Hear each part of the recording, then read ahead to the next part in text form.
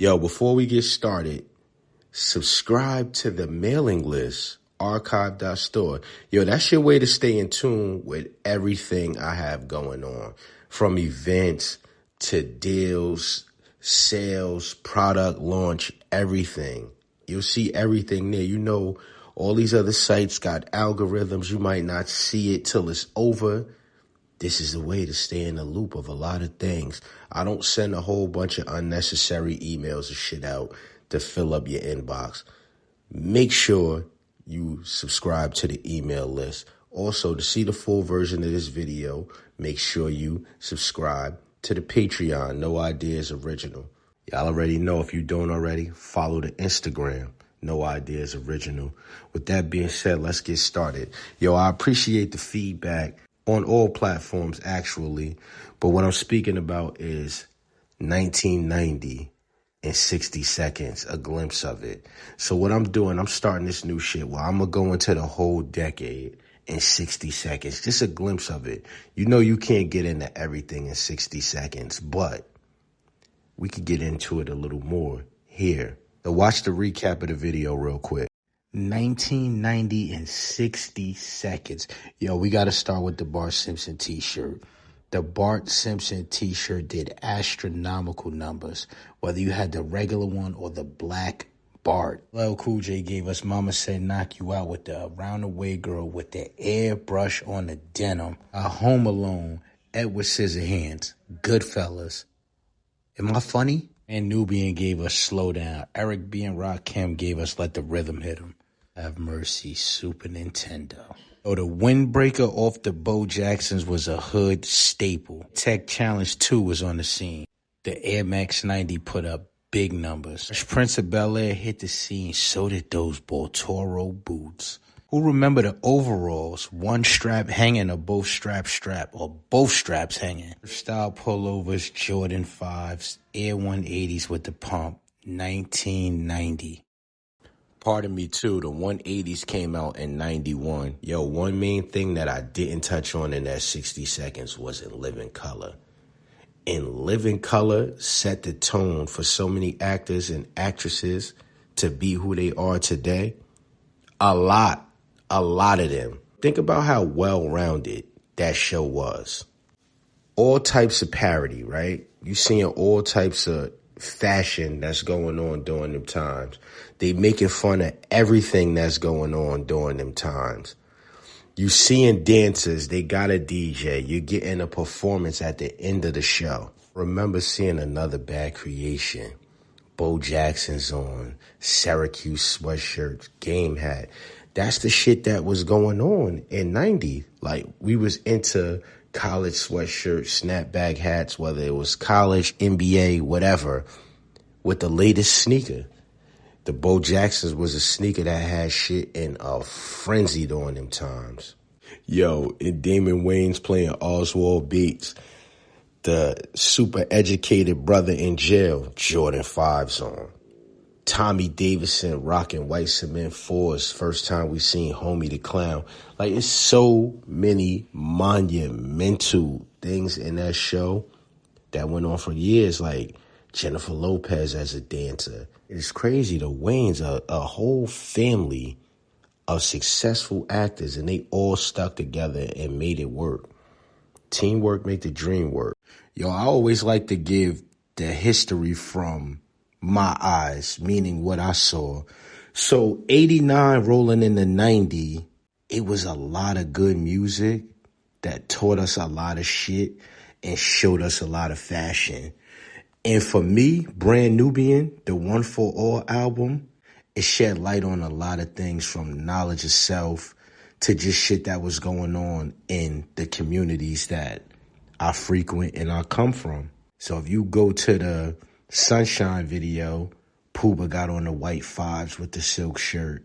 Yo, the silk shirts, the colorful silk shirts or print patterned silk shirts, major in 90.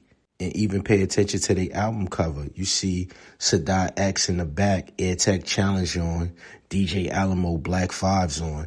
This is the shit I used to pay attention to when I would either have my own music or snoop in my brother's shit and look at his music collection.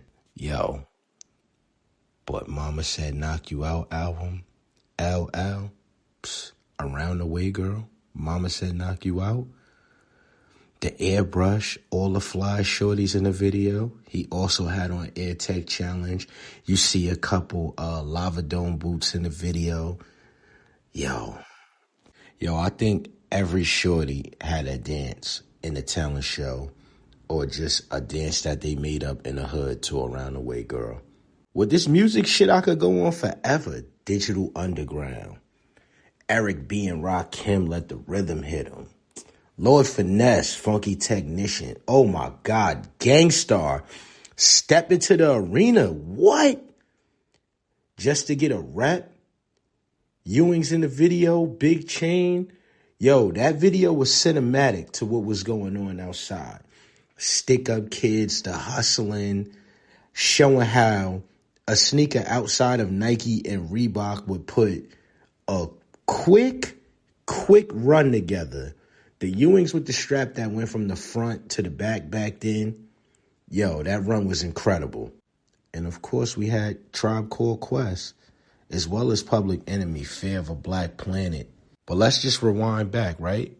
When you talk about Digital Underground, Shock G, he still had a flat top. This is the top of 90. Rakim had the twist in his flat top in the Ghetto video. You seeing the effects of what 90 had to bring you. Like just to get a rep video, Champion hoodies, the deep hood. You still see a couple fades and flat tops in that video too, and big brolic jewelry, but shit was starting to change at the beginning of this decade. Yo, and let me remind you, in 90, I was 10. But outside in the neighborhoods was so fast-paced, you couldn't tell me I wasn't 14. By this time, I'm already sitting at dice games, watching dice games. I knew every sneaker that was out. I knew all the rap lyrics to all the shit that I liked. I knew what sneaker was to get and what not to get. I knew how to wear my sneakers. I knew how to wear my clothes. I was very, very observant, and I always give that credit to having an older brother in the house with me. And then also just my environment. Yo, I could go to the park and all of my brother's peers is going to know who I am. Mind you, they're ranging in between the ages of fucking 17 and 20.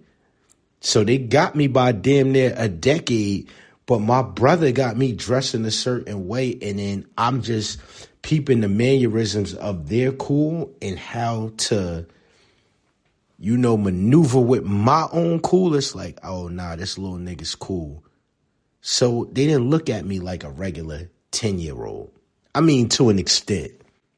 Yo, we only talking about a very small percentage in 1990. When we speak the whole decade, 90 through 99, you had to be outside to really feel the full effects of the decade. Yeah, TV painted a picture. The music videos painted a picture. But when you was outside in the mix of the great outdoors, it was a totally different feeling and understanding. I don't know if my love or passion for the lifestyle would have been the same without being outside and just having to watch it on TV. I can't say it'd be the same because seeing it in 3D in person from people and peers that you grew up amongst, not stars on TV per se, but hood stars, it was a different feeling because they come from where you come from, so you knew it was obtainable. You were one with these people, your classmates, people you might have been outside with, your best friends, older siblings, or aunts and uncles. You might got that pretty aunt or that pretty sister that all the dope boys or motherfuckers that was getting money would chase. So she's pulling up with door knocking earrings, all the fly shit. The fly whips is pulling up in front of your crib to pick them up. You watching what everybody got on. You want that shit. But you know they from where you're from, so you can get that shit if you figure out a way to get it.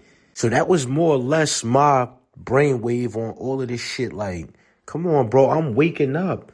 My brother got green suede ballies and shit going to school. He got the Iowa black and yellow dunks on, black and yellow rugby on, going to the tailor to get his jeans tapered so the bottom's not too baggy to fall on the sneaker. Like, this is the shit I'm watching as a kid, bro. My brother coming home with the 8-ball jacket, Reebok Classics, beef and broccoli Timberlands. All of this shit is right in my room, so I know it's accessible. Whereas today, it's a facade. It's massive fake shit. You don't even know if the celebrities is wearing real shit. Everybody's wearing the shit the same way. Not everybody is making it look cool. Even with this shit, curating, right? Or being what they call a sneakerhead and all this shit. Yo, you could tell who's actually passionate about this shit and who's not. Don't get me wrong. Some people are passionate, but they don't have the cool to do it. And that's cool, but you could still tell, nah, this motherfucker's passionate about it. They know what they talking about. Then you got the other motherfuckers that you could tell just because they see that something is cool, they want to be a part of cool. So they just purchase. They don't wear the shit. They don't put the shit together right. Take advantage of that free 7-day trial on Patreon. We'll get into all of that on there. 7-day free subscription. Just subscribe, man. Take advantage of that 7 days. I can't give y'all all the game on here, man. I learned my lesson from that.